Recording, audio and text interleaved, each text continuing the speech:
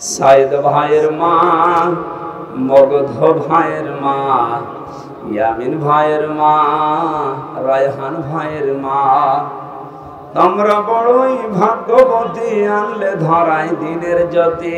সালাম জানাই তোমায় ফেরেশতা মা, সালাম জানাই তোমায় ফেরেশতা। বলেন মারহাবা। বাংলাদেশের নির্যাতিত জেলা গাইবান্ধা। কোরআনের জন্য বাংলার এই জমিনে সবচাইতে বেশি কোরবানি যারা দিয়েছে, 1 নম্বরে সাতক্ষীরা, 2 নম্বরে গাইবান্ধা। সুযোগ আল্লাহ যখন দিয়েছেন, ইন্নাল্লাহা লা ইউগায়্যিরু মা বিকাওমিন হাত্তা ইউগায়্যিরু মা বিআনফুসিহিম, ততক্ষণ পর্যন্ত আল্লাহ কোন জাতির ভাগ্য পরিবর্তন করেন না যতক্ষণ তারা নিজেদের ভাগ্য নিজেরা পরিবর্তন না করে। আল্লাহ একটু দয়া মায়া দেখিয়ে আমাদের হাতে যখন এনে দিয়েছেন, আমাদের ভাগ্যকে আমরা সুপ্রসন্ন করতে চাই। আমি এই কিছুক্ষণ আগে শহীদ বাংলার শ্রেষ্ঠ সন্তানের ভেতরে অন্যতম শহীদ আবু সাইদের বাড়ি থেকে আসলাম আমার বাবার সাথে, এবং কবর জিয়ারত করে, এজন্য একটু দেরি হয়ে গেছে আসতে। কথা বন্ধ করে, এমনিতে ইশারায় কাজ করে, কথা বলা যাবে না। এই দেখা যাক না দেখা যাক, কথা বলবেন না, শোনা গেলে হবে। শোনেন, খুব গুরুত্বপূর্ণ সময় আমরা পার করছি। যেহেতু কোরআনে কারিমের সূরা রদের আয়াতে আল্লাহ জানিয়েছেন যে যতক্ষণ তোমরা নিজেদেরকে না পাল্টাবে আমি আল্লাহ নিজে পাল্টিয়ে দেব না। সুতরাং আমাদের চেষ্টা করা লাগবে, আল্লাহ নিজে আমাদেরকে পাল্টিয়ে দেবে। চেষ্টা করার মালিক কে? অবশ্যই আল্লাহ। আল্লাহ চেষ্টা করবে, আপনি কি ঘাস কাটবেন? সফলতা দেওয়ার মালিক কে বলেন তো? ওয়ালা তাহিনু ওয়ালা তাহজানু ওয়া আনতুমুল আ'লাউনা ইন কুনতুম মুমিনিন। কোনো চিন্তা নেই, কোনো ভয় নেই। পৃথিবীতে বিপদ যত বড় হোক, ঈমান যাদের ভেতরে আছে এদের ভয়ও নেই, চিন্তাও নেই, চিন্তার রেখাও এদের কাছে আসে না। তার বাস্তব প্রমাণ ডাক্তার শফিকুর রহমান, এটা জ্বলন্ত দৃষ্টান্ত। এই লোকটা, এত বড় বড় বিপদ আসে, শরীরের ভেতরে, চেহারার ভেতরে কোন চিন্তার লেশ পর্যন্ত আমরা পেলাম না। জেলখানায়ও দেখেছি না, কোনো চিন্তা নেই। সে বাংলায় একটা কথা বলে, ইংরেজি মিলে নো চিন্তা ডো ফুর্তি, ওই রকম অবস্থায় আছে। এটা হয় শুধুমাত্র যাদের ঈমান পরিপূর্ণ থাকে তাদের ভেতরে। আমরা আজকের তেলাওয়াত কিন্তু আয়াতে তাফসীর আকারে কথাগুলো শুনবো ইনশাআল্লাহ। আমি যেটা সূরা রদ থেকে আপনাদের কাছে দিতে চাই, আল্লাহ যেহেতু জানিয়েছেন যে জাতি নিজের ভাগ্য পরিবর্তনের চেষ্টা করে না, আল্লাহ তাদেরকে পরিবর্তন করে দেয় না। সময় আসতেছে এবং আসবেও।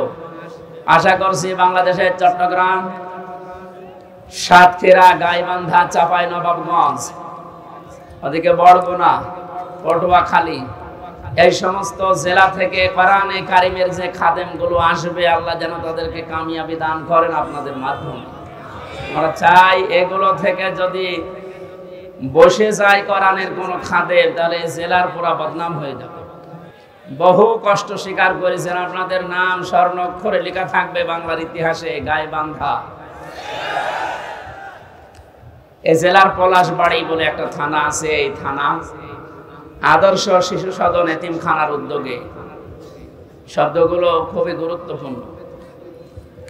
আদর্শ এই শব্দটা আমরা দুনিয়ার হিসাবে অনেকে মনে করি আদর্শ এ আর কি না, এটা গুরুত্বপূর্ণ একটা শব্দ মানব জীবনের জন্য। যতদিন পর্যন্ত এটা আমরা পাল্টাতে না পারবো দুনিয়ার ধ্যান ধারণায়, এ পৃথিবীতে কাঙ্ক্ষিত মানের শান্তি আমরা পাবো না।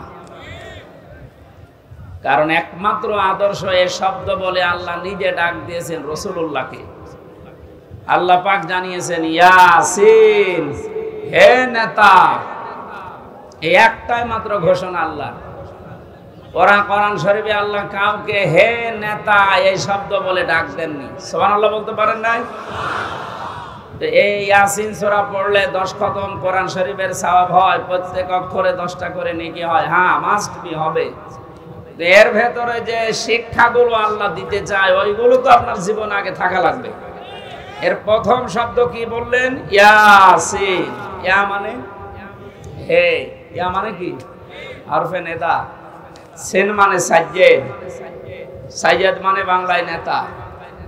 আল্লাহর ঘোষণা দেওয়া নেতা কয়জন? উনি একমাত্র আদর্শ দুনিয়ার মানুষের। সুতরাং বাংলার মুসলমানেরা মুহাম্মদুর রাসূলুল্লাহকে বাদ দিয়ে আজ যারা অন্য কারো আদর্শ গ্রহণ করে নিজেকে আনন্দিত গর্বিত মনে করছেন, আপনি ভুল পথে আছেন। আর এই একটা কারণে আপনাকে জাহান্নামে যাওয়া লাগতে পারে। আপনি যদি অন্য ধর্মের হতেন আমি বলতাম না, আপনি যদি মুসলমান হয়তো না বুঝে ভুল করছেন। এজন্য আশা করছি আপনি এটা নিয়ে ভাববেন। মরণের পরে নবীজিকে আল্লাহ দেখিয়ে বলবে মান হাজার রাজুল, এই লোকটা কে ছিল?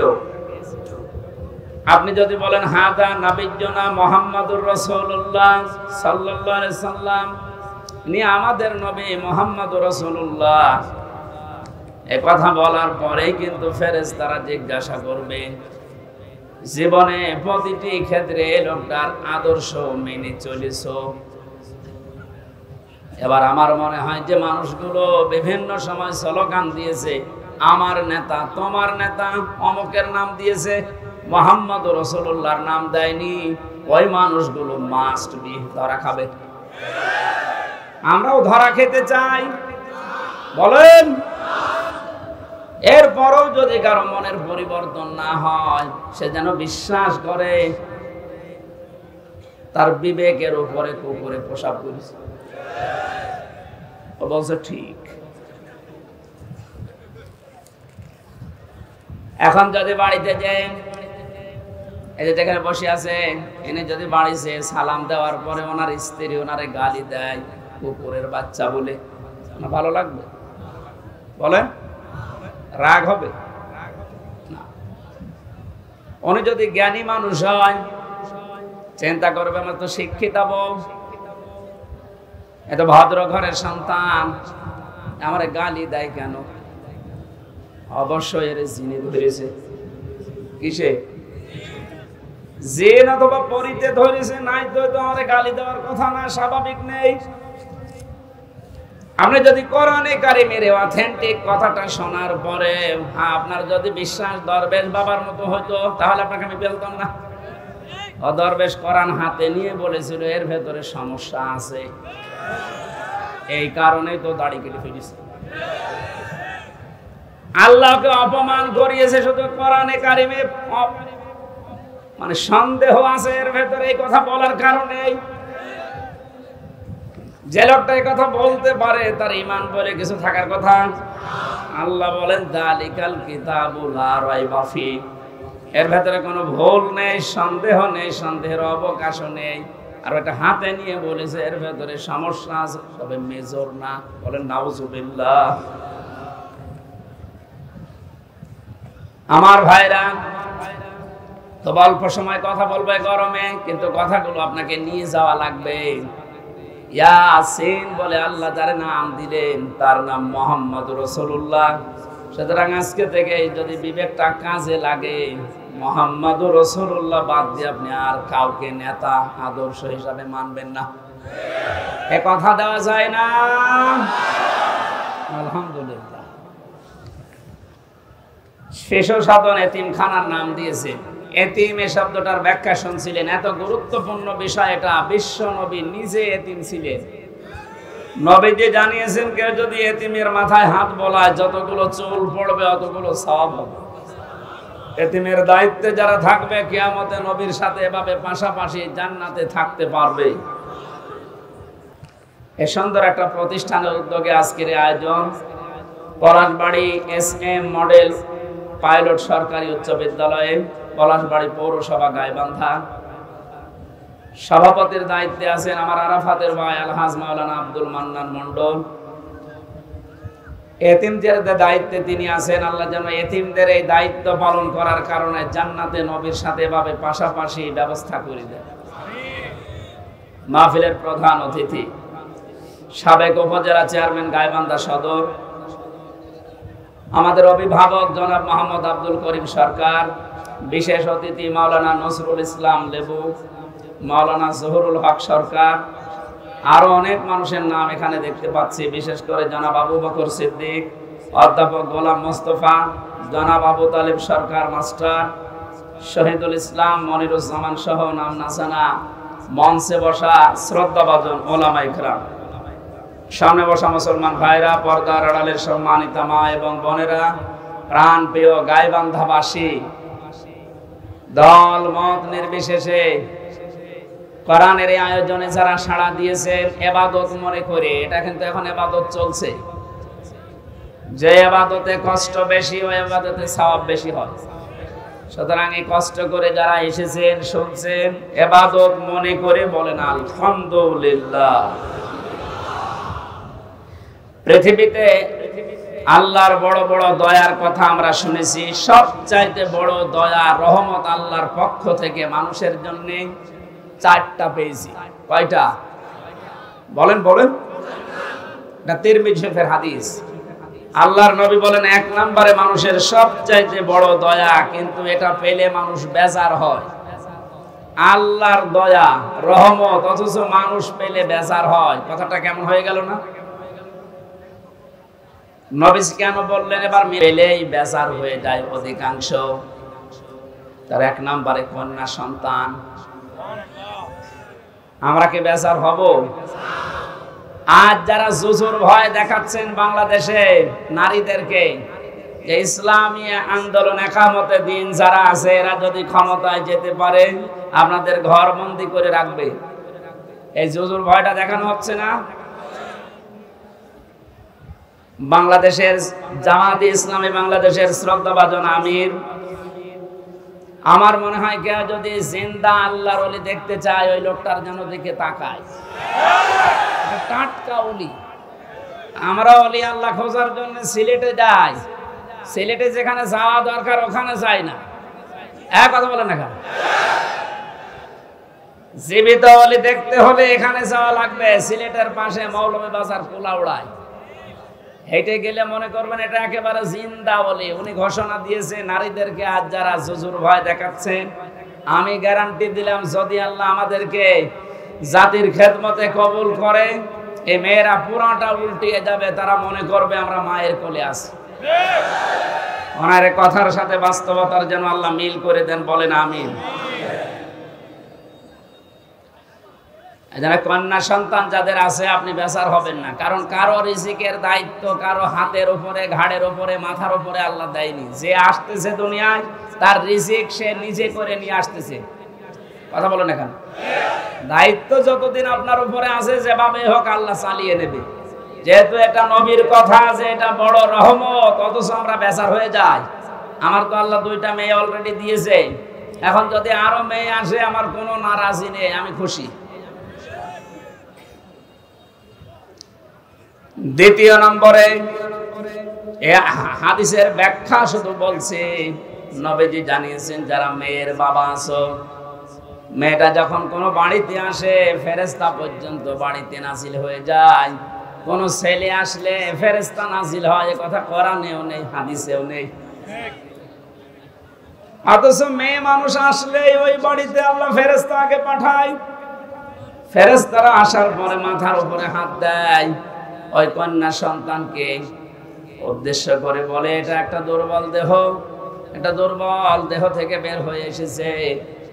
এই মেয়েটাকে যারা আদর যত্ন করবে, এর পেছনে শ্রম দেবে, দিনের শিক্ষা দেবে, সৎ পাত্র থেকে পাত্রস্থ করবে, কিয়ামত পর্যন্ত আল্লাহর সাহায্য ওই বাবা মা গার্জিয়ানের উপরে থাকবে। বলেন সুবহানাল্লাহ। এজন্য আল্লাহর এই বড় দয়া, বড় রহমত আমরা যেন বেজার না হই কোনোদিন। মেয়ে হওয়া মানে স্ত্রীর উপরে রাগ না, আপনার রাগ হচ্ছে আল্লাহর উপরে, কারণ ওটা তো আর স্ত্রী বানায়নি, বানিয়েছে কে? দ্বিতীয় নম্বরে পেয়েছি সবচাইতে বড় দয়া আল্লাহর পক্ষ থেকে, অথচ মানুষ বেজার হয়ে যায়। তার নাম মেহমান। নাম কি? এটার সাথে বাস্তবতার মিল আছে। যত ধনী মানুষ হোক, মেহমান আসলেই কেমন যেন মন খারাপ হয়ে যাচ্ছে। অথচ মেহমান যখন আসে নবীজি বলেন সে তার নিজের খোরাকি সাথে নিয়ে আসে। বলেন সুবহানাল্লাহ। বিশ্ব নবী জানিয়েছেন 3 নম্বরে বৃষ্টি, 4 নম্বরে আল্লাহর নবী বলেন রোগ ব্যাধি। রোগ ব্যাধি যার যত বেশি হবে তার দুনিয়ার অপরাধগুলো আল্লাহর মাধ্যমে মাফ করিয়ে নিষ্পাপ করে তার কাছে নিয়ে যাবে। সিস্টেম অপর পৃষ্ঠায় দেখুন তিরমিজি শরীফ, নবীজি বলেন 4টা বিষয়ে মানুষ আনন্দ পায়, 4টা বিষয়ে মানুষ খুশি হয়, কিন্তু আল্লাহর কাছে সবচাইতে ঘৃণিত নিকৃষ্ট এই 4টা। তার 1 নম্বরে নাম পেয়েছি যৌতুক। এদেশে নেই। সামাজিকভাবে আন্দোলন গড়ে তোলা লাগবে। বৈষম্য বিরোধী ছাত্র আন্দোলনের মাধ্যমে যেহেতু সংস্কার চলছে, আজ বাংলাদেশের সমাজগুলো থেকে যৌতুক নামে এই মানবতার মহা কৌতুক বিদায় করে সংস্কার করা লাগবে। এই জন্য যতগুলো সংগঠন কাজ করছে মেয়েদের পক্ষে নাম নিয়ে, নারী পক্ষ, নারী স্বাধীনতা আন্দোলন, নারী বিপ্লব পরিষদ, নারী মুক্তি পরিষদ, এদেরকে বলছি এই 53টা বছর পার হয়ে গেল, আজও আপনারা যৌতুক মুক্ত করতে পারেননি। ইসলামের হাতে 5টা বছর তুলে দেন, যৌতুক নামে মানবতার সাথে মহা কৌতুক বাংলাদেশ থেকে মানুষ ঝাঁটিয়ে বিদায় করবে।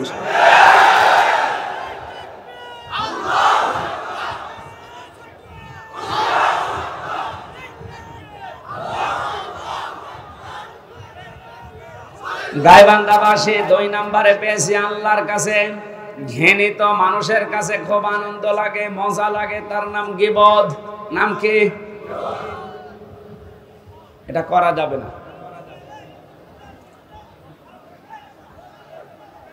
আপনারা কথা বন্ধ না করলে তো আমি কথা ভুলে যাব। কথা বন্ধ করুন। মানুষের আসলে চাপ খুব বেশি হয়ে গেছে। নবীজি বলেন 3 নম্বরে মিথ্যা বলা, 4 নম্বরে সুদ আর ঘুষ খাওয়া। এই 4টা বিষয় আল্লাহর কাছে ঘৃণিত, কিন্তু মানুষ খুব বেশি আনন্দ পায়, মজা পায়। আমরা যেন বিরত থাকতে পারি, বলেন আমিন। দরুদ আর সালাম পাঠ করি আমাদের নবী। কিয়ামতে যাকে সামনে তোলা হবে আর তার উম্মতদেরকে পেছনে তোলা হবে। এখন নবীর উম্মত আমরা হতে পেরেছি কিনা এটাকে নিজের কাছে জিজ্ঞাসা করি। আল্লাহর নবী জানিয়েছেন আমার উম্মত তো তারা।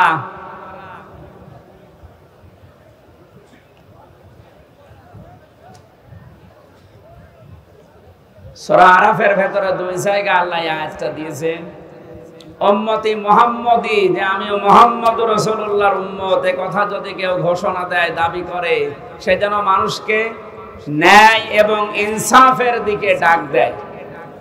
আপনার বিবেকের কাছে আমি প্রশ্ন করছি, আমি রাজনৈতিক কোনো এজেন্ডা নিয়ে আপনার কাছে কথা বলছি না। তো বাংলাদেশে এই মুহূর্তে ন্যায় এবং ইনসাফ প্রতিষ্ঠার জন্য যারা ডাক দিচ্ছে, আপনার বিবেক কোন দিকে সায় দেয় আপনি নিজেই বলেন। 2 নম্বরে এটা যারা শুধু ডাক দিয়েই ক্ষান্ত না, এটা যারা কায়েম করতে চায়, প্রতিষ্ঠা করতে চায়, এই 2টা গুণ যাদের ভেতরে আছে এরা নবীর উম্মত বলে দাবিদার, উম্মত বলে দাবি করতে পারে। আল্লাহ আমাদেরকে যেন এই 2টায় গুণান্বিত হওয়ার তৌফিক দান করেন, আমিন। কোরআনে কারিমের বহুল আলোচিত একটা সূরা, সূরা মাআরিজ। কি নাম বললাম? এই মাআরিজ সূরা থেকে আমি কয়েকটা আয়াত পড়েছি বর্তমান প্রেক্ষাপট সামনে নিয়ে। কোরআনে কারিমের আয়াতকে আমি তাফসীর আকারে কথা বলার চেষ্টা চালাবো। ওমা তাওফীকি ইল্লা বিল্লাহ। জবান খুলে আগে একটু তেলাওয়াত করেন, আউযু বিল্লাহি মিনাশ শাইতানির রাজিম, বিসমিল্লাহির রহমানির রহিম,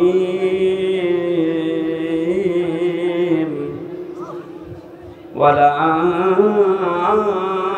ইয়াসআলু হামিমুন হামিমা।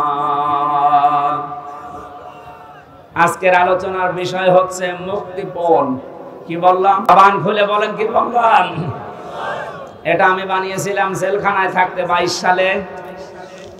বাংলাদেশের এই উত্তর অঞ্চলে ইসলামী আন্দোলন, জামাতে ইসলামের শ্রদ্ধাভাজন সহকারী সেক্রেটারি জেনারেল, আপনাদের বিভাগের কৃতি সন্তান জনাব এটিএম আজহারুল ইসলাম, উনি আমাকে জেলখানায় থাকতে বলেছিল, হামজা এই বইটা পড়ো, অনেক তথ্য জাতিকে দিতে পারবা, প্রোডাক্টিভ মুসলিম। ওর ভেতর থেকে আমি একটা সাবজেক্ট বানিয়েছিলাম কোরআনে কারিমের আয়াতের সাথে, ওখানে বাংলা লেখা দেখেছিলাম, এর নাম হবে মুক্তিপণ। কি বলেন তো? এই শব্দটা নিয়ে আজকে আমরা ব্যাখ্যামূলক কথা বলবো ইনশাআল্লাহ। এখনো আওয়াজ আসছে কানে?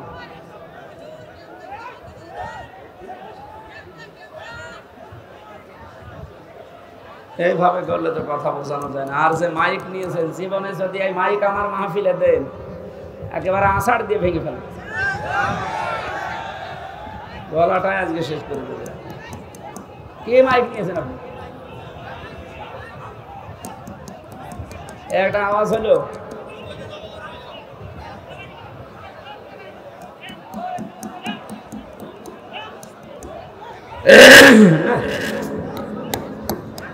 ভুল করেছে, আজকে না আসাই ভালো ছিল। হাসানের আর মাহফিল কোনোদিন নিবে না, ছাতা কিছু জানে না, বোঝে না, আন্দাজে মাহফিল বলি যে এত করে যে টাকা পয়সা আমার দরকার হয় কম দিয়ে, আপনি জেলা শহরের মাইক নেবেন, রংপুর থেকে মাইক নিয়ে আসা যায় না? কোথায় বাদাম বিক্রি করা মাইক নিয়েছেন? এত জোরে আওয়াজ দিয়েও যদি আওয়াজ না শোনা যায়। আপনারা নিজেদের আওয়াজ একটু বন্ধ করেন তো ভাই। হ্যাঁ, একটু আওয়াজ বন্ধ করেন।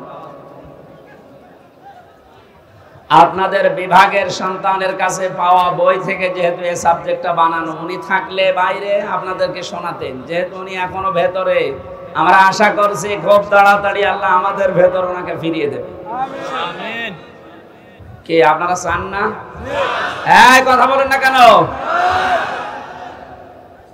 মাওলানা মামুনুল হক উনি আমার সাথে পাশের রুমে আমারে ছিল। মাঝে মাঝে জামাতে ইসলামী বাংলাদেশের যে মানুষগুলোকে বিনা অপরাধে ফাঁসি দেওয়া হয়েছে, আমি এই কথা সিঙ্গাপুরে, মালয়েশিয়া কয়েকদিন আগে এখানে বলেছিলাম। এই জালেম যারা এই দেশে 17 বছর জুলুম করে গেল, এই জালেমদের দোসর এখনো ওখানে পালিয়ে আছে। ওরা যে ওই দেশের রাষ্ট্রদূত যারা পররাষ্ট্র মন্ত্রণালয় আছে, ওদের কাছে নালিশ দিয়েছে যে উনি যুদ্ধ অপরাধী যারা মামলার আসামি তাদের পক্ষে কথা বলে। এটা যদি আমার অপরাধ হয়ে থাকে, আবু সাইদ সহ বাংলাদেশের হাজারের উপরে কয়েকদিন 5 তারিখের আগে যারা মানুষকে বিদায় করে দিল, এরা কি মানবতা বিরোধী অপরাধী না? আপনি শুধু নিজের দিকে টানবেন কেন? এরা যারা মারা গেছে এরা মানুষ না?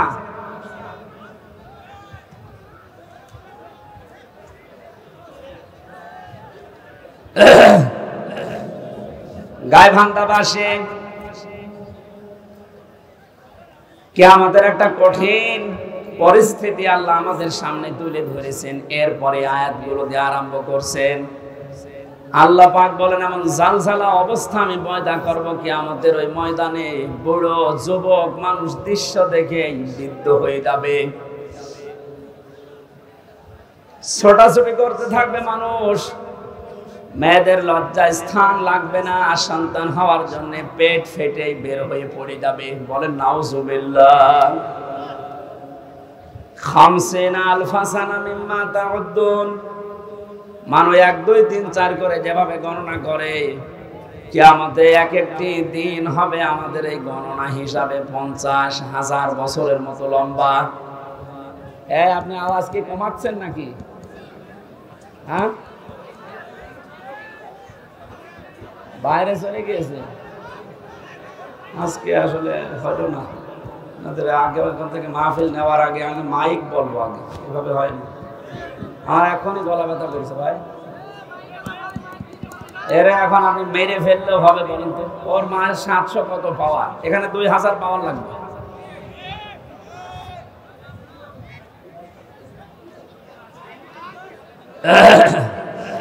ডাক্তার শফিকুল ইসলাম মাসুদকে দিয়ে যে কাজ হবে, এখন কে দরবেশ বাবারে দিয়ে সে কাজ হওয়ার কথা?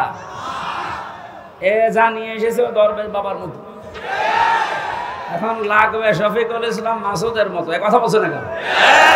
আপনি পাবেন কোথায়? এই জন্য তো আমার কষ্ট হয়ে যাচ্ছে। এরকম একটা দৃশ্য আল্লাহ সামনে যখন নিয়ে আসবেন, আল্লাহ পাক আমাদেরকে সতর্ক করছেন, কোন বন্ধু কিন্তু বন্ধুর পরিচয় পর্যন্ত দিতে রাজি হবে না। আজ বাংলাদেশে আমরা একটা বাস্তব অভিজ্ঞতা দেখতে পেলাম, বন্ধুর পরিচয় দেওয়া না, বন্ধু অনেককে পরিচয় করিয়ে দিয়েছে। এই যে অবৈধ আনিসুল হক পরে যখন ধরেছে, কতদিন নিচে চলে যেত, দরবেশ বেঁচে যেত। ধরা খাওয়ার পরে বলছে আমারে ওই যে ওরে নিবেন না, দরবেশ কেন? বললো আমি নৌকার মাঝি। কিসের মাঝি? ভালো করে তাকান সালমান। ওরা আশ্চর্য হয়ে গেছে যে মানুষ এত নিচে নামতে পারে। বাঁচার জন্য মানুষ দুনিয়ায় যদি এই করে, তাহলে বোঝা যাচ্ছে দাড়িটা এটা নবীর সুন্নত হিসাবে রাখে না, এটা ধোঁকা দিয়ে বোকা বানানোর জন্য রেখেছিল। আল্লাহ বলেন কিয়ামতের সবচাইতে বড় আপন বন্ধু যারা, এই মানুষগুলো নিজেরা নিজেদেরকে পরিচয় দেবে না। যখন তাদেরকে অন্যের দৃষ্টিগোচর করা হবে, সামনাসামনি যখন মানুষকে নিয়ে আসা হবে, মানুষগুলো সবচাইতে বড় বেঈমানি করবে যে না আমি চিনি না। আল্লাহ পাক বলেন ইয়াবাদুল মুজরিমু লাউ ইয়াফতাদি মিন আযাবি ইয়াউমিদিন বিবানি। এই কঠিন পরিস্থিতি যখন তৈরি হবে, এই মানুষটা নিজেকে বাঁচানোর জন্য ও যা আছে সব ফিদিয়া হিসাবে, জরিমানা হিসাবে দিতে রাজি হয়ে যাবে। আজকে দরবেশের কথা দেখেছেন যে আমারে ছেড়ে দেন, বাংলাদেশ আমি ঠিক করে দেব। মুক্তিপণ হিসাবে মানুষ ওই দিন সব দিতে রাজি হয়ে যাবে। পৃথিবীতে যত আপন জন আছে তাদের নাম আল্লাহ সিরিয়াল আকারে কিছু দিয়েছেন।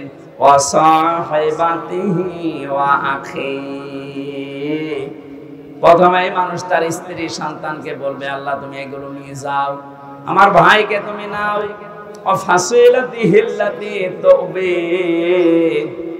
এই দুনিয়ায় যারা তাকে আশ্রয় দিত, দলীয় লোক, সামাজিক লোক, বংশের লোক, যারাই তাকে আশ্রয় প্রশ্রয় দিত, এই মানুষগুলোকে বলবে আল্লাহ এগুলো দিয়ে দিলাম। বলেন নাউজুবিল্লাহ। এ কথাকে আপনি 100 ভাগ বিশ্বাস করেন? বলেন। আমি আমার নিজের কথাই বলছি, আপনি নিজের সাথে এবার মিলাবেন। এই যে নিজের দলীয় লোকজন সব মানুষ দিতে চাইবে মুক্তিপণ হিসাবে।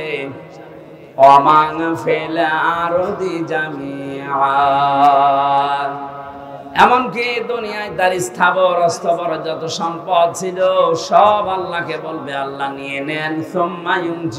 এরপরও আমাকে আপনি নাজাত দেন, বাঁচান। মুক্তিপণ হিসাবে যেগুলোর নাম বললাম, নিজের স্ত্রী সন্তান, ভাই ভক্তর, দলীয় লোক, দুনিয়ার সব স্থায়ী অস্থায়ী সম্পদ, ওর আর কিছু আছে, সব দিতে রাজি হবে। কোরআন বলছে এরপরও বলবে আমাকে বাঁচান, আমাকে ছেড়ে দেন।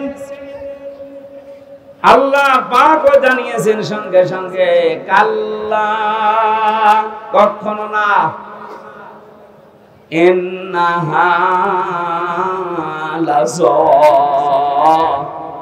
অবশ্যই আমি আল্লাহ তাকে জাহান্নামে লাজার দরজা দিয়ে প্রবেশ করাবো। জোরে বলেন নাউজুবিল্লাহ।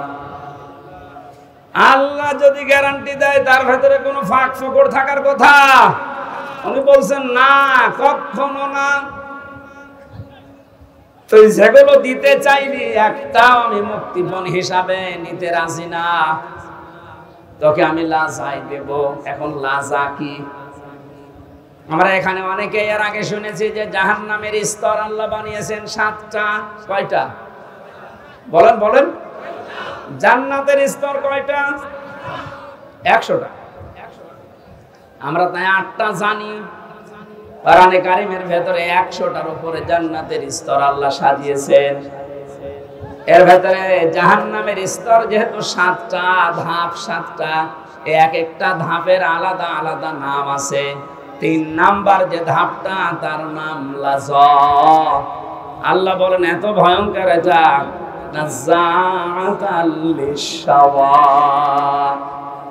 এই জায়গায় প্রবেশ করানোর সঙ্গে সঙ্গে মানুষের চামড়া খসিয়ে ফেলবে। বলেন নাউজুবিল্লাহ। এই পৃথিবীতে যত রকমের শাস্তির জায়গা আমি জীবনে যত দেখেছি, এই যে আয়না ঘরের নাম এখন শুধু শুনছি, আগেও বলতে পারতাম কিন্তু আমার বলতে দেয়নি। আমিও মাটির নিচে ছিলাম, গুম হয়েছিলেন এই যে আপনাদের এলাকার সন্তান। কত মানুষ গুম হয়েছিল এই দেশে। অনেকে বলেছে কি করেছে যে তাদের এত কিছু বলা লাগবে, গালি দেওয়া লাগবে। বাংলাদেশে যদি জালেমেরা কিচ্ছু না করে থাকে, ওদের শাস্তি দেওয়ার জন্য, বরদোয়া করার জন্য আয়না ঘরে যথেষ্ট। আমি শুধু নাম শুনেছি, এদের বাস্তবতা কত নির্মম। একটা পশুর সাথেও মানুষ এত নিকৃষ্ট আচরণ করে না। আমার সাথে যে মাওলানা ছিল মুফতি ফখরুল ইসলাম, উনি বলছিলেন আমাকে নিয়ে প্রথমে আমার এই হাঁটুর ভেতর দিয়ে হাত দিয়ে হ্যান্ডকাপ দিয়ে 24 ঘন্টা বেঁধে রাখতো একটা তারের সাথে। শুধু টয়লেট করার জন্য 1.5 থেকে 2 মিনিট সময় দিত। খাওয়া দাওয়ার জন্য কয়েক মিনিট দিয়ে 24 ঘন্টা এভাবে বাঁধা। ঘুম নেই, একটু ঘুম যদি আসে গরম দিত। আপনি বলেন তো কোন বিড়াল বেঁধে রাখে মানুষ, পাখি খাঁচার ভেতরে রাখে, তারপরে তো কঠিন আচরণ করে।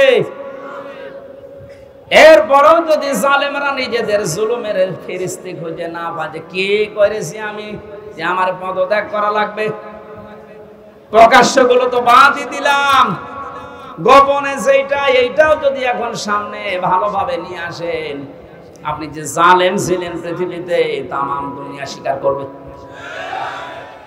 এই জন্য উপদেষ্টার যারা আছে তাদের একজন আসিফ, এই ছেলেটা জানিয়েছে বাংলাদেশের আয়না ঘর যেখানে যেখানে আছে এগুলো ধ্বংস করা লাগবে না, এগুলো রেখে দেন। মানুষ যেন দেখে বসে যে পৃথিবীর ময়দানে বাংলাদেশ নামক জায়গায় একটা জালেম ছিল। জালেমদের জন্য আপনি মায়া দেখায় অনেকে এখন বলে না কি আর করেছেন। সারা দেশের 18 কোটি মানুষও যদি আপনাকে মাফ করে দেয়, আমি আমার বাস্তবতা থেকে বলছি ব্যারিস্টার আরমানের বউ আপনাকে মাফ করবে না। ইলিয়াস আলীর স্ত্রী আপনাকে মাফ করবে না, যে ধোঁকা দিয়ে তাকে বোকা বানালেন যে আমি কিছু জানি না, অথচ প্রমাণ হয়েছে ওনাকে মেরে ফেলা হয়েছে। ও গাইবান্ধাবাসী, এই কথাটা আমি ভেতর থেকে বলছি এই কারণে, কারণ জালেম যারা এখনো পর্যন্ত আমরা দেখতে পাচ্ছি অনেকে জালেমের পক্ষে সাফাই গাচ্ছে। কয়েকদিন আগে গোপালগঞ্জের এক জালেমের দোসর জানিয়েছে, আপা ঘাবড়াবেন না, আপনি ঘাবড়ালে আমরা নরম হয়ে যাই। এখনো এই কথা বলেন, ওনার বিবেক আছে? আপনি জানেন বাস্তবতা কত নিচে নেমেছিল? এই দিককার মানুষগুলো কি, এরা কি মানুষ নাকি? ওইটা তো বলা যাচ্ছে না।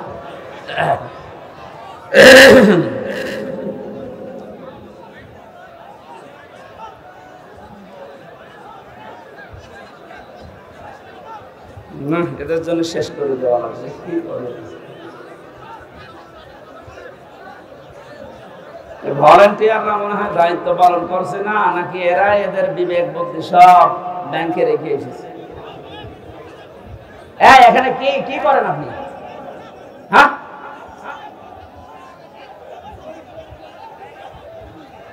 এমনিতে মাইক মন মতো না, কোনো আওয়াজ আছে, আবার এরা যদি এত ডিস্টার্ব করে কি বলতে?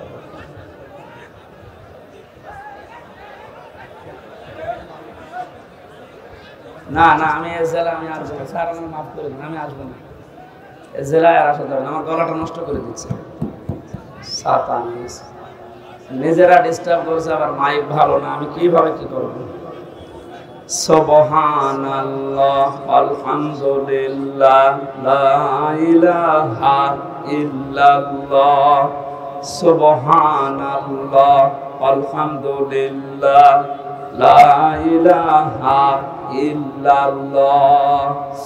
সাইদ ভাইয়ের মা, মগধ ভাইয়ের মা, ইয়ামিন ভাইয়ের মা, রায়হান ভাইয়ের মা, তোমরা বড়ই ভাগ্যবতী, আনলে ধরাই দিনের জ্যোতি, সালাম জানাই তোমায় ফেরেশতা মা, সালাম জানাই তোমায় ফেরেশতা। বলেন মারহাবা। আবু সাইদকে নিয়ে কয়েকদিন একটা ভিডিও চলছিল যে ওরা শহীদ হয়নি, নিজে গুলির সামনে বুক পেতে দিয়ে আত্মহত্যা করেছে। এই কথাটা যদি কেউ মন থেকে বলে থাকে, আহলে হাদিসের নামে নাকি একটা লোক এই কথা জানিয়েছে, এই কথাটা যে বলেছে ও যদি তওবা না করে ওর ঈমান চলে গেছে। কারণ এই যে শহীদ, এই শব্দটা গরু ছাগলের নামের আগে লাগানো হয় না। এ কত দামি শব্দ জানেন? মানুষ যেন শহীদের বিরুদ্ধে মুখ দিয়ে কিছু না বলে, আল্লাহ মুখের উপরে নোটিশ দিয়েছে, ওয়ালা তাকুলু লিমা ইয়কতালু ফি সাবিলিল্লাহি আমওয়াত বাল আহয়াউ ওয়ালাকিন লা তাশউরুন। আল্লাহ পাক সূরা বাকারার 154 নম্বর আয়াতে জানিয়েছেন, এই মুখ দিয়ে কোনোদিন এই কথা বলবি না যে আবু সাইদ এমনি মারা গেছে, না ও শহীদ হয়েছে, ও মরে গেছে, জীবনও বলবি না, ও জিন্দা, বাল আহয়াউন, শুধু জিন্দা না। আল্লাহ পাক বলেন মানুষের মুখ দিয়ে বলার পরে যে ধারণার একটা জগৎ আছে, মনের একটা জগৎ আছে, ধারণা করতে পারে মানুষ যে মনে হয় মরে গেছে। আল্লাহ ধারণার উপরও নোটিশ দিয়েছেন, ওয়ালা তাহসাবান্নাল্লাযীনা কুতিলু ফি সাবিলিল্লাহি আমওয়াতা বাল আহয়াউন ইনদা রাব্বিহিম ইরসাকুন। আমি তো বাস্তব কথা বলছি, ভালোভাবে খেয়াল করেন। এটা সূরা আলে ইমরানের 169 নম্বর আয়াতে আছে। আল্লাহ পাক বলেন পৃথিবীর মানুষেরা ধারণাও করবি না, মুখ দিয়ে তো কোনোদিন বলবি না, ধারণাও করবি না যে শহীদরা মরে গেছে, ওরা তো জীবিত এবং আমি আল্লাহর কাছে ওরা খাবার খাচ্ছে। খাবার খেলে মানুষের শরীরে রক্ত গোশত তৈরি হয় না, হয় না? বলেন না কেন? এটার প্রমাণ গায়বান্ধারে সাব্বির নাকি জানো? সাকিব। কবরে দেওয়ার 1 মাস পর যার শরীরে রক্ত পাওয়া যায়, বলেন তো সে যদি খাবার না খাবে তে শরীরে রক্ত পেল কোথায়? নবীজির চাচা হযরতে হামজা রাদিয়াল্লাহু তাআলা আনহু, উনি যখন শহীদ হন তাকে 70 টুকরা করেছিল কাফেররা। এত রাগ ছিল তার উপরে, তার লজ্জা স্থান পর্যন্ত কেটে 3 টুকরা করেছে। যুদ্ধ শেষ হয়ে যাওয়ার পরে নবীজি বললেন, নিয়ে আসো লাশের টুকরাগুলো। বিভিন্ন জায়গায় তারা ছড়িয়ে ছিটিয়ে দিয়েছে, সব এক জায়গায় করে আল্লাহর নবী নিজের পাগড়ি মোবারক দিয়ে ঢেকে দিলেন লাশটা। মাথা থেকে হাঁটু পর্যন্ত ঢাকা হয়েছিল, বাকি হাঁটু থেকে পা পর্যন্ত বেরিয়ে যায়। নবীজি নিজেই লতা পাতা পাহাড় থেকে নিয়ে এসে ওই জায়গাগুলো ঢেকে কবরের ভেতরে দিয়ে বললেন, মাবুদ, আমার চাচা হামজার উপরে আমি এখন পর্যন্ত রাজি আছি, তোমাকে বলছি দয়া করে তুমি আমার চাচা হামজার উপরে রাজি হয়ে যাও। গাইবান্ধাবাসী, নবীজি যদি কবরের পাশে দাঁড়িয়ে চাচার পক্ষে কথা বলতে পারে, আল্লাহ নারাজ হয়ে যাবে? বলেন। মদিনাতে একবার ঢল হয়েছিল 30 বছর পর, বিশাল আকারে ঢল। এ ঢলে হযরতে হামজার কবর ভেঙে স্রোতের মতো রক্ত আসছিল। ওই সময় যারা ছোটবেলায় যুদ্ধ করেছিল এখন তারা বয়স্ক হয়ে গেছে, মুরব্বী। রক্ত আবিষ্কার করতে গিয়ে দেখে অনুসন্ধানে 30 বছর আগে ওহদের ময়দানে নবীজির চাচা হযরতে হামজা শহীদ হওয়ার পর কাফের কর্তৃক যেখানে যেখানে আঘাতপ্রাপ্ত হয়েছিলেন ওই জায়গাগুলো দিয়ে এখন ফিনকি দিয়ে রক্ত বের হচ্ছে। উনি যদি খাবার না খাবেন 30 বছর পরে ওনার শরীর থেকে রক্ত আসবে কোত্থেকে? এই জন্য বাংলার জনগণ সাবধান, মুখ দিয়ে তো বলবেনই না, ধারণাও করবেন না যে যারা শহীদ হয়ে গেল মারা গেছে। কোরআনের পাখিকে আজ অনেকে বলে মরে গেছে, না উনি মারা যায়নি, ওনাকে মেরে ফেলা হয়েছে। মুরব্বির সাথে আমি 10 মিনিট দেখা করেছিলাম 22 সালে। কি সুন্দর কথাবার্তা, কি সুন্দর হাসি। আমার তো একদিন পরে পরে আমরা সংবাদ পেতাম ওখানে, এত কঠিন অবস্থায় আমার রাখতো। যেদিন উনি মারা গেছে তার পরের দিন পেপারে দেখলাম যে উনি মারা গেছে। বাইরে এসে দেখলাম যে ভিডিওগুলো হাসপাতালে নিয়ে আসার সময়, বের করার সময় যে হাসিটা দিয়েছিল, কোন অসুস্থ মানুষের মুখ দিয়ে ওই হাসি বের হওয়ার কথা না। অনেকে ধোঁকা দিয়ে বোকা বানিয়ে জেলার আর সুপার এখন স্বীকার করছে যে আমরা উপরের নির্দেশে এটা করেছি। আমাদেরকে বলা হয়েছিল যে সই স্বাক্ষর করে বলেন যে নির্বাহী আদেশে ছেড়ে দেবে। আমরা এই প্রসেস শেষ করে দিলাম। এই যে ডাক্তার মোস্তফা জামান নামে এই গোলাঙ্গার উপরের নির্দেশ পেয়ে শেষ পর্যন্ত সারা বিশ্বের আলেমদের মাথার মুকুট আমরা যাকে মনে করি, এই যে তাফসীর মাহফিলের জনক যিনি পৃথিবীতে, বিশেষ করে বাংলাদেশে তো হবেই।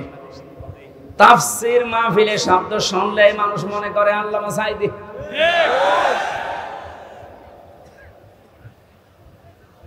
কি ছলা কলা করে ষড়যন্ত্র করে তাকে ইনজেকশনের মাধ্যমে দুনিয়া থেকে বিদায় করে মানুষকে দেখিয়েছে, বিশ্ববাসীকে জানিয়েছে উনি এমনিতে মারা গেছে। উনি এমনি মারা যায়নি, ওনাকে যেহেতু মেরে ফেলা হয়েছে, সুতরাং উনি শহীদ। কথা বলেন না কেন? আজকে বিমানে আসার সময়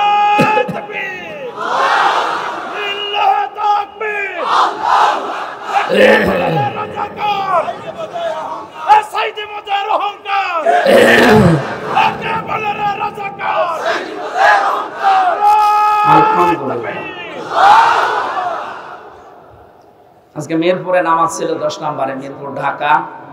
নামাজ শেষ করে প্লেনে ওঠার পরে আমার পাশে যে লোকটা বসে আছে উনি আমারে বলছিল, হুজুর আমরা আপনার দলের লোক না, কিন্তু আমরা জানি আপনাদের আলেম কুলের শিরোন। লোকটা দেখলাম আল্লাহ রাসূল বিশ্বাস করে না, কথাবার্তা রাজা বুঝলাম।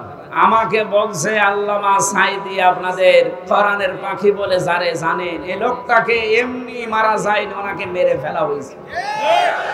আপনারা যারা আছেন এই মানুষগুলাই চুপ করেন, এই মানুষগুলোকে আপনারা বলেন এই ডাক্তার মোস্তফা জামানকে নিয়ে আপনাকে যে রিমান্ডে নিয়েছিল 10 দিন, ওরে 2 দিন নেন। 2 দিন একটু রিমান্ডে নেন, অসত্য কথা সব বলে দেবে যে কিভাবে কিভাবে কিভাবে। আমির জামাত ডাক্তার শফিকুর রহমান উদার হয়ে সবাইকে মাফ করে দিয়েছে, কিন্তু উনি একটা শেষ কথা জানিয়েছে, অন্যায়ের সাথে সরাসরি যারা জড়িত এই মানুষগুলোর কোনো ক্ষমা নেই। নবীজি যেমন 13 জনকে মাফ করেছিলেন, বলেছিলেন যদি এরা কাবা শরীফের গিলাফ ধরেও থাকে ওখানে ওদেরকে মেরে ফেলা লাগবে।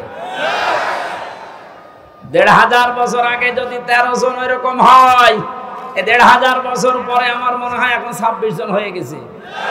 তার ভেতরে এই কালা অন্ডকোষ্ঠ উড়ে গেছে।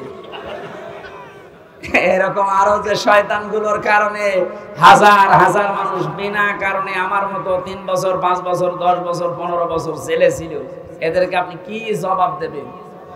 মাফ করে দিলেই সব হচ্ছে? কেউ যদি জালেমকে মাফ করে দেয় সেজন্য মুসলিমের উপর অবিচার করে। এখানে ভক্তভোগী যারা, আমরা তো জানি আমার মেয়েটা আমারে চেনে না, ছোটটা, আমার মনে কি দুঃখ বলেন তো। আমি যদি অপরাধ করতাম আপনি আমার অভাবে রাখতে পারতেন, কিচ্ছু জানি না। কিন্তু সুখের সংবাদ, গত 5 দিন আমার মামলা সব ঢিসমিস হয়ে গেছে। কারণ বিচারপতি দেখার পরে বলছে কি দেখে বিচার করব, এর ভেতরে তো কোনো মাল নেই। এতদিন আমি বিচার করতাম কিন্তু আমি পারি নাই, ওপরের নির্দেশ ছিল তাই। এখন যেহেতু এড়া ঘোড়া, কোনো চাপ নেই, এ মামলার কোনো বিচার সব ফেলে দিলাম। আজকে আমার উকিল দেখা করে বলল যে সব বাতিল করে দিয়েছে। আদালত পর্যন্ত হাসে যে একটা মামলা হলো, আর এইটার কারণে 3 বছরের জেলে রাখা লাগবে, অথচ সাজাও যদি লাগিয়ে দেয় সর্বোচ্চ 3 মাস রাখার মতো, অথচ বিনা কারণে রেখেছিল কয় বছর? 3 বছর। আপনি তো মাফ চাচ্ছেন জনগণের কাছে, জনগণের ভেতর তো আমি একজন, আগে আমার কাছে মাফ চাবেন। আমি মন থেকে যদি মাফ করে দেই আপনি মাফ পাবেন। আমি যদি বলেন হুজুর আল্লাহ না, আল্লাহ মাফ করবে না, কারণ আল্লাহ আমার উপর ছেড়ে দিয়েছে, কারণ এই দায়িত্ব এখন আল্লাহর নেই। আল্লাহ তো হকউল্লাহ আর আমি হকুল ইবাদ। এক কথা বলেন, আপনি কোন মুখ নিয়ে ব্যারিস্টার আরমানের বউর কাছে মাফ চাবেন বলেন? আমান আজমির স্ত্রীর কাছে কি করে মাফ চাবেন? মহিলাটা আজ কত বছর অপেক্ষা করে না থাকতে পারে, গত বছর বিয়ে করে ফেলেছে।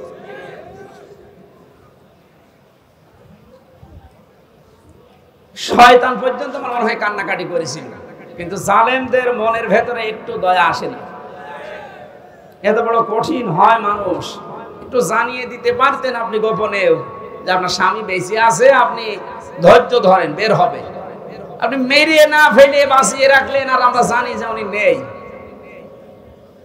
মেরে ফেললে হয়তো ব্যারিস্টার আরমানের স্ত্রী অন্য জায়গায় বিয়ে করতো, যদি সংবাদ পেত যে আমার স্বামী নেই। কিন্তু এমন অবস্থায় রেখেছিলেন এর 8টা বছর, এত তারপরও কোনো অপরাধে জড়ায় নাই, ভাগ্য ভালো। কথা বলেন এখন, অন্য কোন সাধারণ মেয়ে লোক হলে কত কিছু কত জায়গায় পৌঁছিয়ে দিত। 76 বছর বয়সে এখন শুনছে নাকি বিয়ে করবে, আর তাদের বয়স 35 বছর 32 বছর। এই সমস্ত বয়সে নিজের যৌবনকে যারা 8টা বছর স্বামী আছে কি নেই এই দদুল্যমান অবস্থায় নিজেকে কন্ট্রোল রাখতে পারে, এগুলো ঢাজাল ওলি। আর অনেকে ফতোয়া দিয়েছিল আল্লাহর ওলি মহিলা এই পৃথিবীতে একজন আছে, এদেশে যদি কেউ জান্নাতে যায় মানবতার কন্যা জান্নাতে যাবে। শয়তান এগুলো শুনতো আর হাসতো, আল্লাহ তুমি আমারে শয়তান বানিয়েছো। গাইবান্ধাবাসী যে আয়াতটা দিয়ে আমি কথা শুরু করেছিলাম, এবার আসেন আল্লাহ বলেন এই যে নাজ্জাআতাল লিশাওয়া, এ দরজা দিয়ে প্রবেশ করার সঙ্গে সঙ্গে মানুষের চামড়া খসে যাবে। রিমান্ডে আমিও 10 দিন ছিলাম, আমাকে ওরা শাস্তি দিয়েছিল কঠিন, 11 ঘন্টা টাঙিয়ে রেখেছিল, চোখ কালো কাপড় দিয়ে বেঁধে, হাত হ্যান্ডকাপ দিয়ে, পায়ে ডান্ডা বেড়ি দিয়ে এমন অবস্থায় টাঙিয়েছিল আমি 4 ওয়াক্ত নামাজ পড়তে পারি নাই। একেবারে যে কোরআন আমার সামনে, আমি সত্য কথা বলছি, যোহর আসর মাগরিব ইশা আমি ইশারায় পড়েছিলাম, কারণ জানি না যে এখন যোহর না আসর। মাটির নিচে এমন এক ঘরে নিয়েছিল, ওখানে দিন রাত বোঝা যায় না।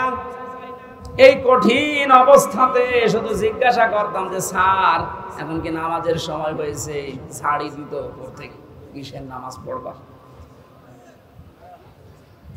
যে কয়টা অফিসার আমি দায়িত্বে পেয়েছি, কয়েকটা এত খারাপ, এত জানোয়ার, আল্লাহরও ভুল ধরতো। বলেন যে লোকটা আল্লাহর ভুল ধরতে পারে তার কাছে আমির হামজা কি? আমরা মাঝে মাঝে নখ তুলে নেওয়ার যে যন্ত্রপাতি গুলো আছে নিয়ে এসে বলতে যে নখ তুলে এইগুলো দিয়ে। আর এখন জালেমদের একটু শুধু ডিম মারছে, তাই অনেকের সহ্য হচ্ছে না।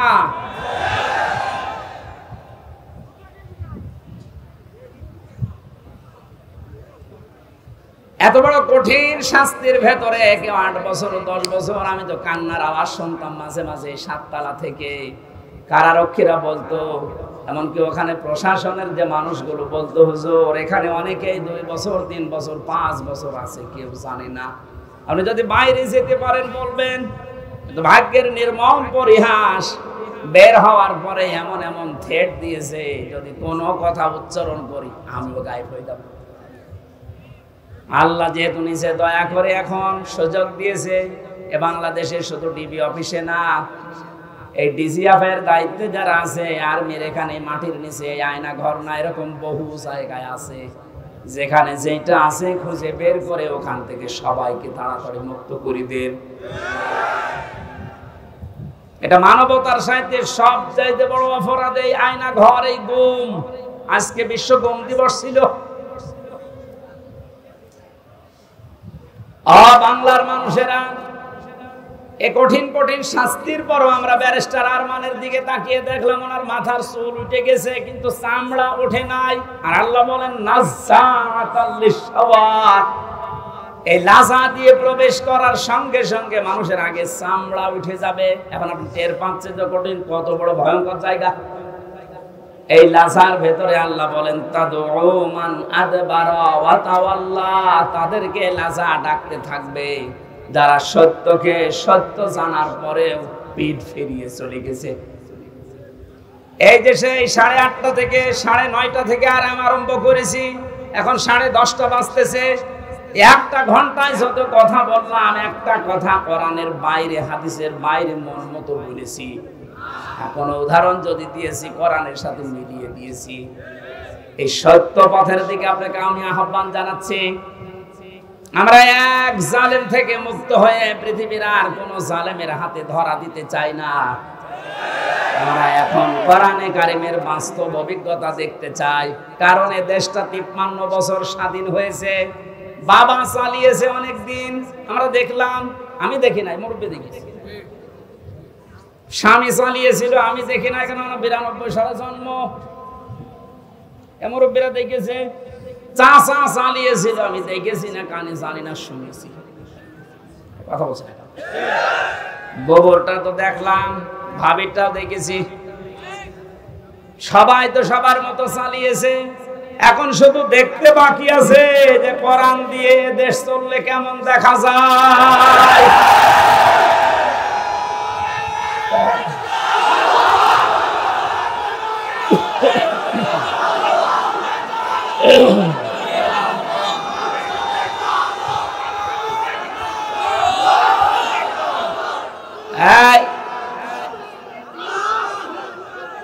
আজকে কে যেন ফতোয়া দিয়েছে যে নারায়েত তাকবীর এই শব্দটা বলা শিরক। কারণ নারায়েত মানে নারুন থেকে এসেছে, এটা পাগল।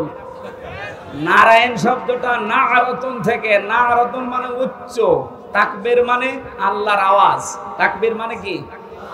নারায়েত তাকবীর, এই উচ্চ আওয়াজে আপনি তাকবীর দেন। এই শব্দটা এখান থেকে, ওরা নারায়ে এখান থেকে নিয়ে এসেছে। নারুন মানে আগুনের তাকবীর। এটা আমাদের কলবের, অন্তরের এবং আত্মার সাথে মিশে থাকা একটা তাকবীর।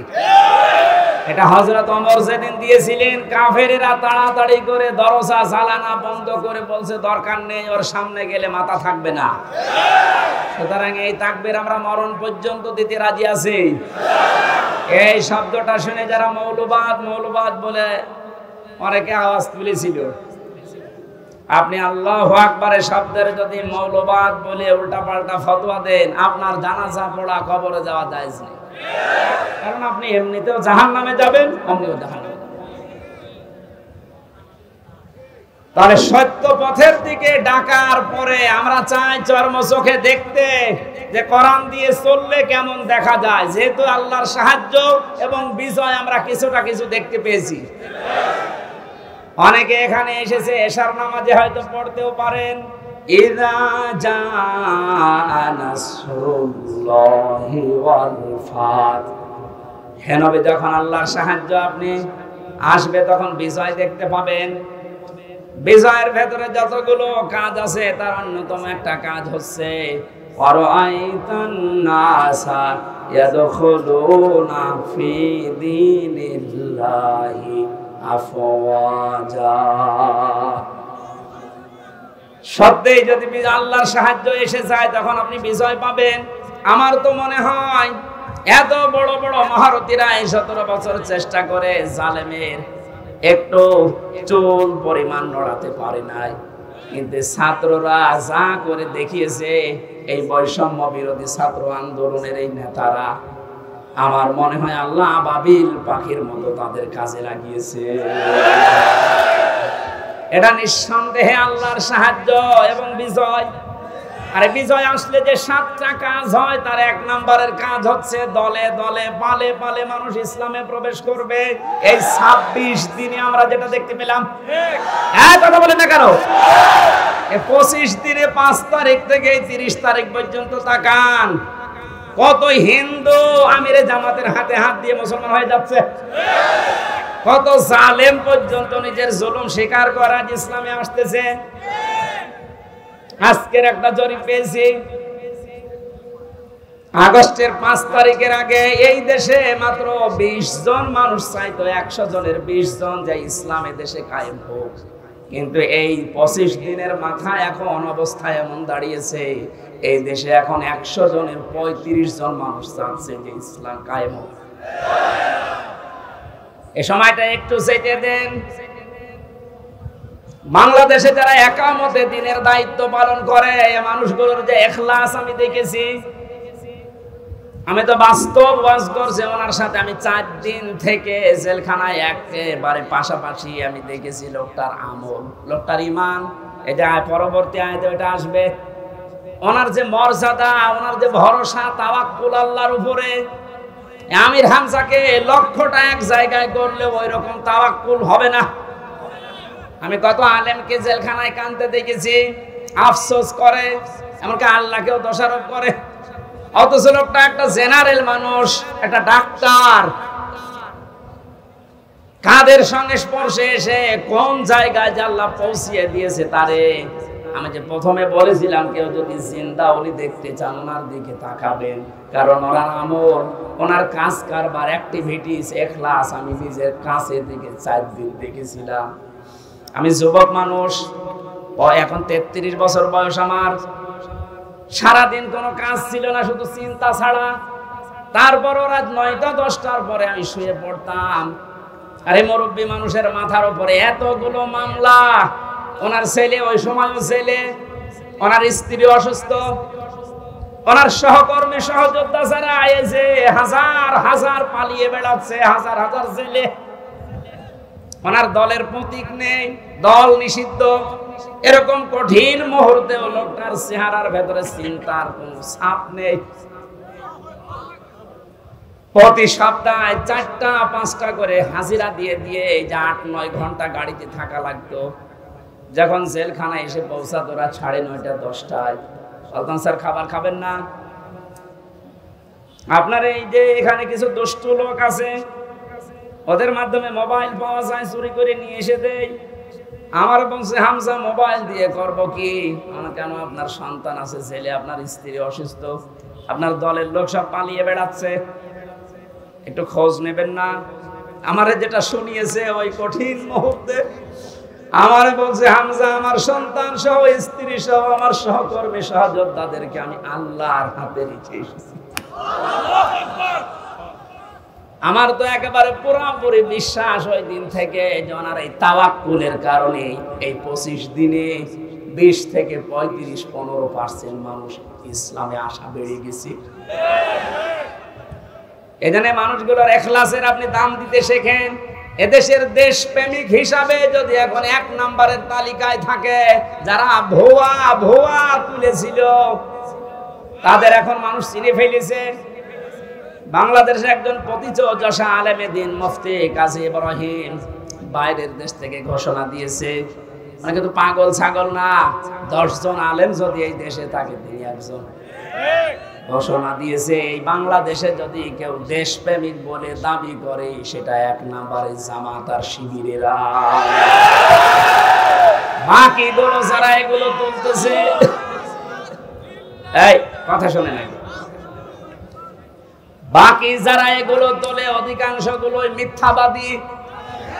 দেশপ্রেমের ধোয়া তুলছে যে আমি দেশপ্রেমিক, অথচ শরীরের ভেতরে দেশপ্রেমের কোনো চিহ্ন নেই। পায়ে যে জুতা দিয়ে আছে বিদেশি জুতা, গায়ে যে শার্ট দিয়েছে বিদেশি শার্ট। হ্যাঁ, কথা বলুন না। এমনকি মাথার চুলেন কাটিং তাও বিদেশি, বিরাজ করে এসেছিল বিদেশি, এমনকি বিয়ে করেছে তাও বিদেশি। কি বলছে? দেশপ্রেম। শয়তান এগুলো দেখে হাসতো। এখন মনে হয় শয়তানের হাসি একটু বন্ধ হয়েছে।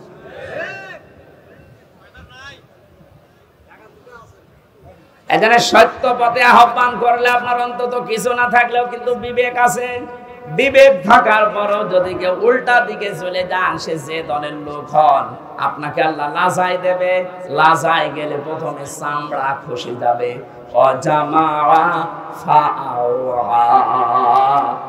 আল্লাহ পাক বলেন 2 নম্বরে দুনিয়ায় যারা মাল সম্পদ জমা করে আর মনে করে এটা স্থায়ী ভাবে থাকবে, এটা আজকে অনেকেই 17 বছর মনে করেছিল।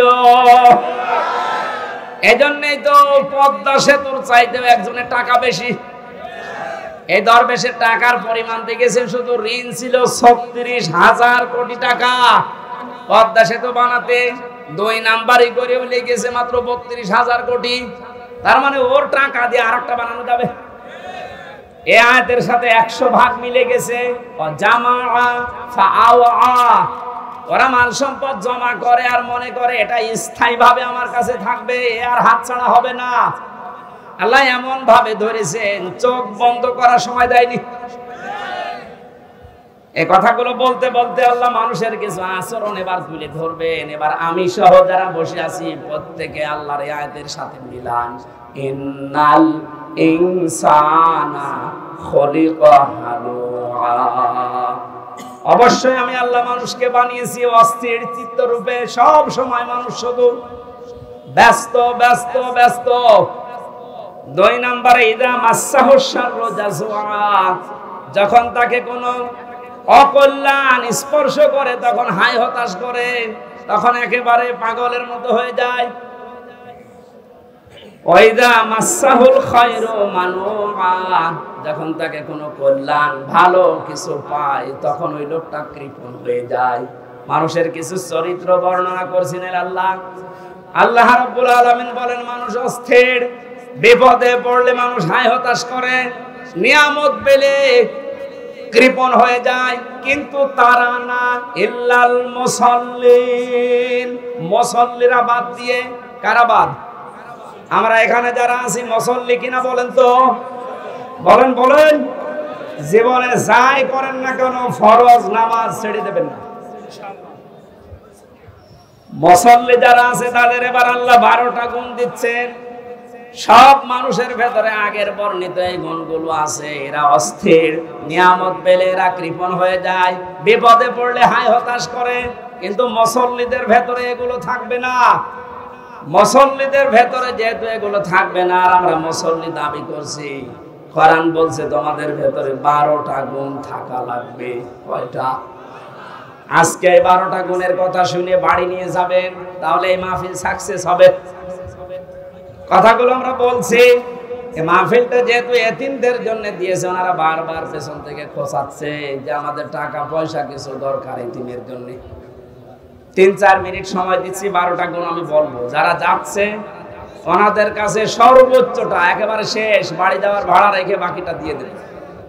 আপনি রাখবেন না ভাই। আমার আশপাশে যদি আর কোনো জায়গায় অনুষ্ঠান আছে, মনে হয় যে পীরগঞ্জে আছে একটা, এরপরে কোথায় কোথায় যেন আছে আমি মনে নেই সঠিক, এলাকায় আসলে এশার নামাজের পর পরে আমারে তুলে দিয়ে আর মাইক নেবেন জেলা শহরের পাওয়ারওয়ালা মাইক। আমার আজকে গলাটাও ব্যথা করছে। যারা যাচ্ছে কই লোকজন কই। আমি পারিবারিক জীবন নিয়ে মেয়েদের জন্য 2টা বই লিখেছিলাম, জেলখানায় বসে বসে কোট করে, বাইরে এসে ওটা পাবলিশ করেছি। ওই যে গাড়ি আছে ডানে, আপনার মেয়ের জন্য, বিশেষ করে মেয়ের জন্য আর বর জন্য নিয়ে যাবেন। ওদেরকে আগে পড়াবেন, পারিবারিক জীবনে স্বামীর সাথে অশান্তি হবে না ইনশাআল্লাহ। ওটা যাওয়ার সময় অবশ্যই নিয়ে যেন। ওই যে ডানে গাড়ি আছে। আব্দুল করিম ভাই 10,000 টাকা পাঠিয়েছে, জোরে বলেন মারহাবা।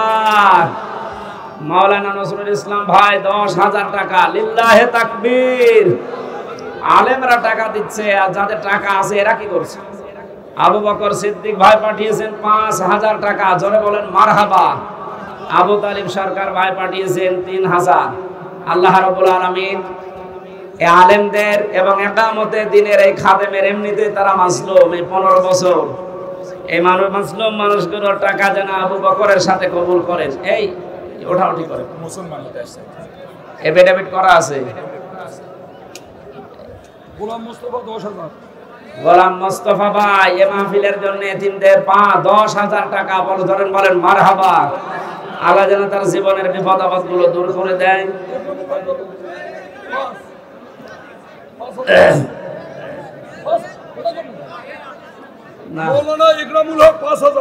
মাওলানা ইকরামুল ভাই পাঠিয়েছেন 5,000, জোরে বলেন মারহাবা। এই নিজে না দিতে পারলে একটু এখানে আমার এক ভাই এসেছে অমুসলিম কুড়িগ্রাম থেকে, উনি ইসলাম ধর্ম গ্রহণ করবে, যে এফিডেভিট করে নিয়ে এসেছে। লিল্লাহে তাকবীর। নাম কি ওনার? নূর ইসলাম। বর্তমানে না, এখন নাম কি? নাম কি ছিল? আমাদের তো কালেকশনের ব্যাকআপ করবে, ব্যাগ নিয়ে প্যান্ডেলের ভিতর এসে আমাদের ভলান্টিয়ার ভাইরা, আপনারা দয়া করে একটু বসে পড়ুন জিকিরের সাথে, দয়া করে একটু জিকিরের সাথে বসে পড়ুন।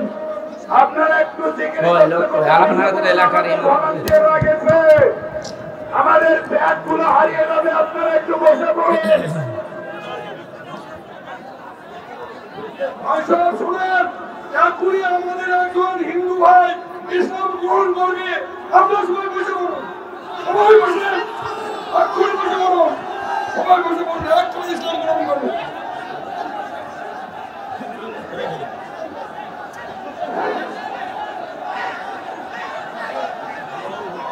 হ্যাঁ, আপনারা কথা বন্ধ করেন, ভাই কথা বন্ধ করেন। হযরত ওমর যখন মুসলমান হতে এসেছিলেন, বিশ্বনবী তাকবীর দিয়েছিলেন, আপনারা বললেন লিল্লাহি তাকবীর।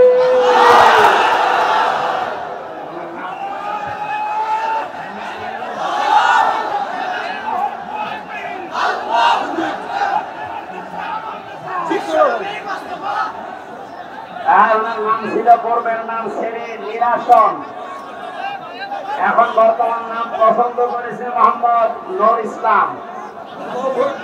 ওনাকে আমরা কালেমা পড়ানোর মাধ্যমে আমাদের ইসলাম ধর্মে দীক্ষিত করব। এই আপনারা কথা বন্ধ করুন। বিসমিল্লাহির রহমানির রহিম। লা ইলাহা ইল্লাল্লাহ মুহাম্মাদুর রাসূলুল্লাহ আশহাদু লা ইলাহা ইল্লাল্লাহু ওয়াহদাহু লা শারীকা লাহু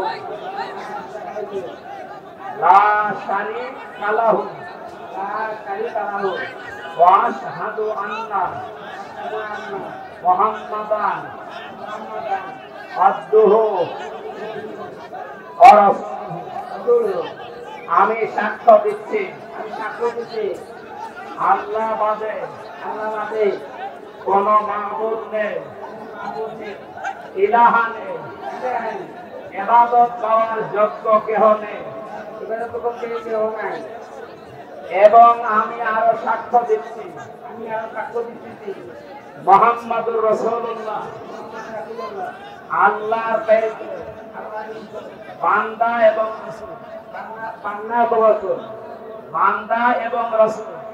এবং রাসূল,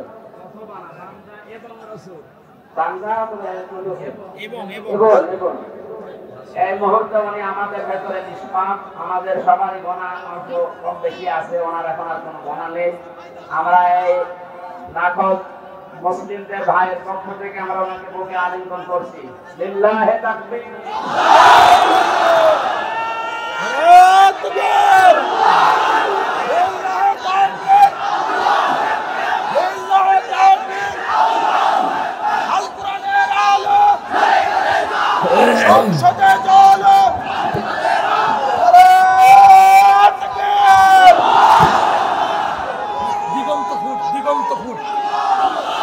দিগন্ত ফুটের মালিক 1000 টাকা পাঠিয়েছেন, আল্লাহ যেন কবুল করেন, ব্যবসা বাণিজ্য বরকত দেন। সম্মানিত ভাইরা, মাইকটা একেবারে মানে শেষ করে ফেলেছে আজকে। আমি আশা করছি এরকম মাইক মাহফিলে দেবেন না। একটু আমরা এখনো মজলুম অবস্থায় আছি এবং মুসাফির অবস্থায় আছি। বসেন ভাই, তারপর অসুস্থ অবস্থায় আছি। যে যেখানে দাঁড়িয়ে আছেন বসেন তো। এই যে দানে আছে ওটা স্ত্রীর জন্য, মেয়ের জন্য মাস্ট বি, অবশ্যই নিয়ে যাবেন সাথে করে। পরিবারে আমার মনে হয় জেলখানায় আমি দেখেছি 100 জনের প্রায় 70 জন এই পারিবারিক মামলার কারণে জেল কাটতেছে। এটা যেন আর না হয় সেই জন্য লিখেছিলাম, ওটা নিয়েছে। আল্লাহুম্মা আমিন। লা ইলাহা ইল্লা আনতা সুবহানাকা ইন্নী কুনতু মিনাজ জালিমিন। রব্বুল আলামিন, বৈষম্য বিরোধী ছাত্র আন্দোলনে যে মানুষগুলো জীবন দিয়ে গেল, যাদের মাধ্যমে আর স্বাধীনভাবে তোমার কোরআনের কথাগুলো আমরা বলতে পারি, শুনতে পারি, তাদেরকে তুমি শাহাদাতের মর্যাদা দান করো আল্লাহ।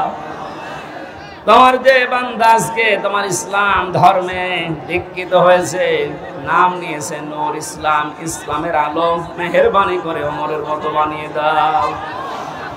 এই পলাশবাড়ির ময়দানে যারা কোরআনের জন্য কষ্ট স্বীকার করেছে, এদেরকে মাফ করে দাও। আগামীতে এই মাহফিলটা কোরআনের খেদমতে, কোরআনের প্রচার প্রসারে বিশাল আকারে কবুল করো। মা বোনদেরকে মাফ করে দাও। আইলে আমার কণ্ঠে মারাত্মক ব্যথা করছে, আমার কণ্ঠটা তুমি ভিক্ষা দাও। রব্বুল আলামিন, যত আলেম এখানে বসে আছে, একামতে দিনের খাদেমরা বসে আছে, এদেরকে তুমি আবু বকরের সাথে কবুল করে নাও। এই বাজারে যত মানুষ ব্যবসা বাণিজ্য করে, আল্লাহ ব্যবসা বাণিজ্য বরকত দিয়ে দাও। যত এতিম এই পলাশবাড়ির মানুষেরা লালন পালন করছে, আল্লাহ এতিমদেরকে মেহেরবানি করে, মুহাম্মদ রাসূলুল্লাহ যেহেতু এতিম ছিলেন, তার সাথে তুমি কবুল করে নাও। এদের অভাব অনটন দূর করে দাও। এই রংপুর বিভাগের মানুষেরা, বিশেষ করে আমরা জানি বাংলার অন্য এলাকার তুলনায় এরা এমনিতে একটু গরিব মানুষ, আল্লাহ এদের অভাব দূর করে দাও, এদের স্বভাব তুমি ভালো করে দাও।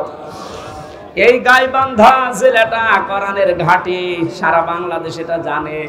আল্লাহ এটা যেন এরা সামনে প্রমাণ দিতে পারে, সেই ঈমান এবং যোগ্যতা এদেরকে তুমি দাও। বারাকাল্লাহু লানা ওয়া লাকুম ফিল কোরআনিল আযীম। কখন কার মরণ চলে আসে জানি না। মরতে আমাদের দুঃখ নেই, চিন্তাও নেই, ভাবনাও নেই, কিন্তু আমরা শাহাদাতের মরণ চাই। কোরআনের পাখি সারাটা জীবন দোয়া করতো, আল্লাহুম্মা ইন্নী আসআলুকা শাহাদাতান ফি সাবিলিক। আল্লাহ জানে তুমি তাকে শাহাদাতের মরণই দিয়েছো। আমরা সবাই মন থেকে এই দোয়া করছি, আল্লাহ তুমি আমাদেরকে শাহাদাতের মরণ দিয়ে ধন্য করো। যখন এই মরণ আসবে, শেষ কথা যেন আমাদের মুখ দিয়ে বের হয়, লা ইলাহা ইল্লাল্লাহু মুহাম্মাদুর রাসূলুল্লাহ।